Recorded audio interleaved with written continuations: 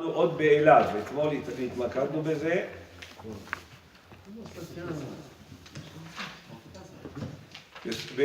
אליו, רואים סוף דיבור המתחיל אליו, יכול, רואים פה ברש"י, דיבור המתחיל אליו, בסוף, אתמול הסברנו את הרש"י הזה, נשאר לנו קטע, יכול, שמעו את כל הקריאה, תלמוד לומר, כל לא, כל אליו, משה שמע וכל ישראל לא שמעו. אז השאלה שרש"י שואל, יכול שמעו את כל הקריאה, האם יכול להיות ששמעו את כל הקריאה, כתוב ויקרא אל משה, האם יכול להיות שאחרים שמעו? תלמוד לומר, כל לא. מה כתוב בסוף פרשת נשוא? כן? פרשת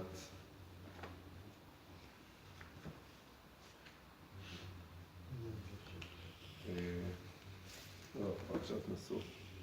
כתוב שם הפסוק, כן? וידבר אליו. שם בסוף פרשת נשוא כתוב וידבר אליו. יכול שמעו את כל הקריאה, תלמוד לומר כל לא. וישמע את הכל, מה כתוב שם? וישמע את הכל מדבר אליו. זה למה כתוב שם אליו? כן? אני רוצה לקרוא לכם את הפסוק. וישמע את הכל מדבר אליו. למה זה מודגש אליו? אומר רש"י, כל לא, כל אליו, משה שמע וכל ישראל לא שמעו. וקשה. למה קשה? כי רש"י כבר אמר את זה למעלה.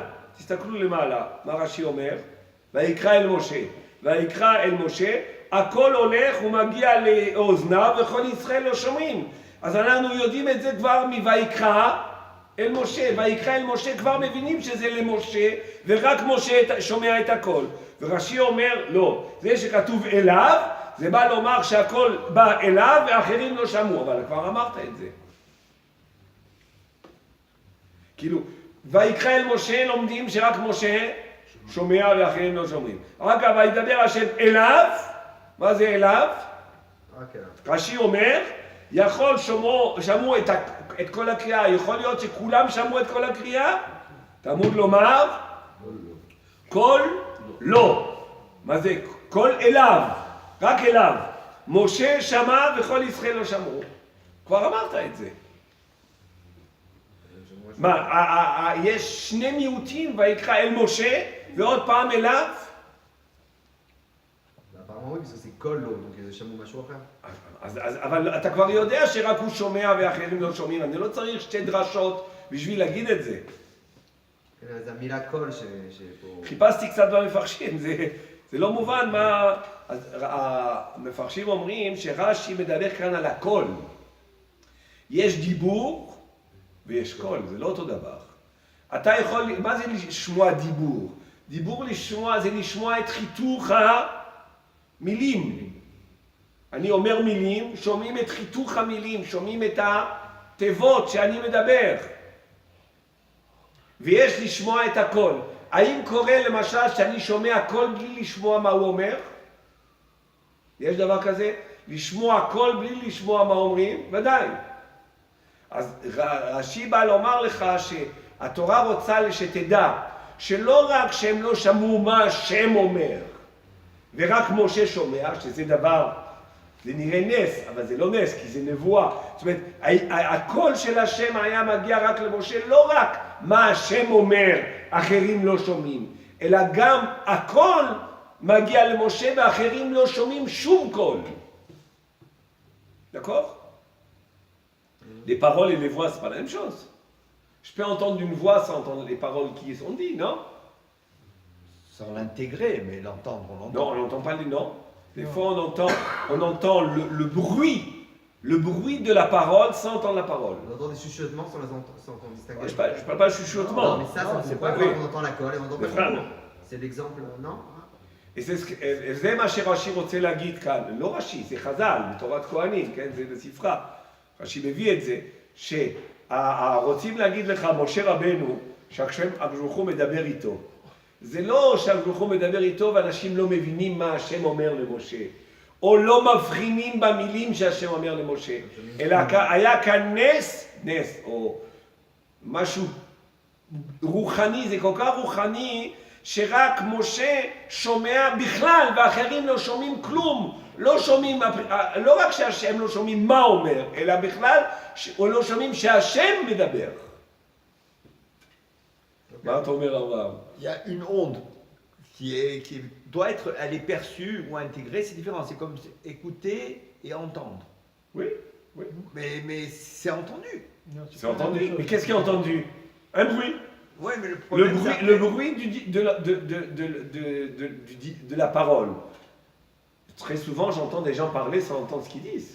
Mais quel intérêt avait Akadosh Baruch Hu de faire que les autres entendent un bruit? Ouais, c'est ça. Harry, il n'est pas capable que les autres n'entendent pas. Ce qui est dit, c'est Si on est concentré. D'ailleurs, dans la tfila, dans le Zohar, בזוהר יש הרבה על העניין הזה, שהתפילה זה כולל שני דברים, המילים, הדיבור והקול.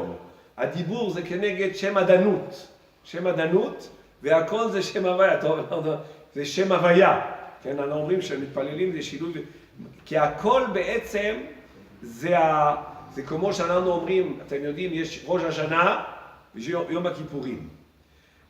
בהתחלה שאדם רוצה להתקרב לשם, אין לו דיבורים. לכן בראש השנה, עיקר ההתקרבות לשם זה מה? קול. קול השופר. הקריאה לשם זה קול.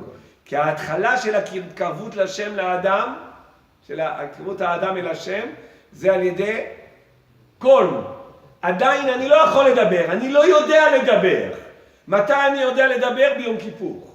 זה ההבדל בין עיקר המצווה של ראש השנה זה קול, ועיקר המצווה ביום כיפור זה וידוי. לכן אומרים את הוידוי א' ב'. אתם יודעים למה א' ב'? כי רוצים להגיד שהעבודה של יום הכיפורים זה הדיבור. ואילו העבודה של ראש השנה זה הכל. כשאדם פונה לשם, קודם כל יש, אני קורא לך, אני עוד לא יודע לדבר. כמו ילד, תינוק, שקורא לאמא שלו, הוא בוכה, הוא צועק. לפעמים הוא צוחק גם. אבל אחר כך מגיע הדיבור. הדיבור זה חלק מהדעת. האדם בהתחלה אין לו דעת. כל זמן שהאדם לא שב בתשובה, אין לו דעת. אחרי שיש לו דעת הוא יודע לדבר. לא סתם, אני פתחתי סוגריים. C'est compréhension. Non, mais le col, oui, mais le col, c'est le profond, c'est le fond et le profond de la parole. Alors, est-ce que l'âme Israël, ils n'avaient pas de perception de parler, mais est-ce qu'ils avaient une perception au moins de la révélation? Mais quand se faisait à Moshe, non, rien. Pas quand il voulait parler qu'à Moshe. Et là, que à lui. Quand il voulait parler qu'à lui, c'était qu'à lui. Oui, mais on vient de il dire parlait à que Moshe c'était avant. entièrement. Mais oui, c'est ce que la Torah vient de te dire. Que c'était uniquement à Moshe. Uniquement à Moshe. Uniquement à Moshe. Am Israël n'avait rien. Même pas le niveau de Kol n'avait pas. Non seulement on n'avait pas le niveau de Dibour, on n'avait même pas le niveau de Kol. D'accord?